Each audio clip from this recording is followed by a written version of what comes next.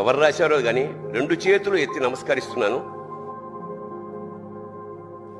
అది చాలామంది వాట్సాప్లో వచ్చి ఉంటుంది. రాని వాళ్ళకి ఈ సందర్భం చాలా గొప్పది, నిజంగా హృదయాన్ని ద్రవింపజేసేది, సత్యం కూడాను. నాన్న ఎందుకో వెనకబడ్డాడు, అది శీర్షిక. అమ్మ 9 నెలలు మోస్తే నాన్న 25 ఏళ్ళు.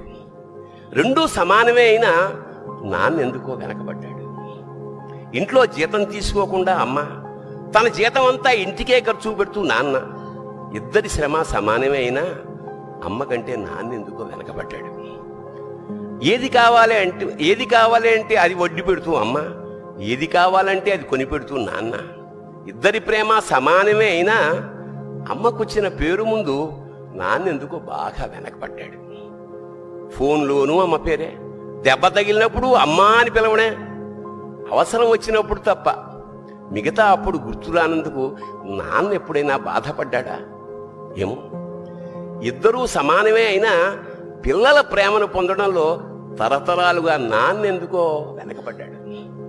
అమ్మకి మాకు బీరువా నిండా రంగురంగుల చీరలు బట్టలు, నాన్న బట్టలకు దండెం కూడా నిండదు. తనని తాను పట్టించుకోవడం రాని నాన్న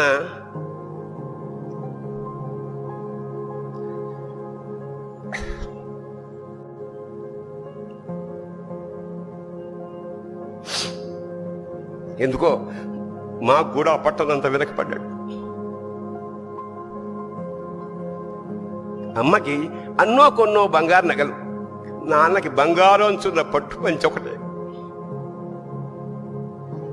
కుటుంబం కోసం ఎంత చేసినా తగిన గుర్తింపు తెచ్చుకోవడంలో నాన్నెందుకో పాపం బాగా వెనకబడ్డాడు.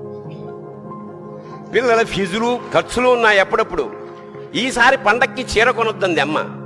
ఇష్టమైన కూర అని చెప్పి పిల్లలు మొత్తం తినేస్తే ఆ పూటకి పచ్చడి మెతుకులతోనే ఇష్టంగా తినే నాన్న. ఇద్దరి ప్రేమ ఒకటే అయినా మా అమ్మ కంటే నాన్న చాలా వెనకబడ్డాడు.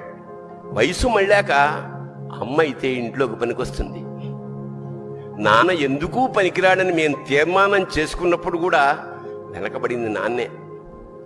నాన్న ఇలా వెనకబడిపోవడానికి కారణం ఆయన మా అందరికీ వెన్నెముక కావడమే. వెన్నెముక వెనక ఉండబట్టే కదా దన్నుగా నిలబడగలుగుతున్నాం. ఇదేనేమో నాన్న వెనకబడిపోవడానికి కారణం.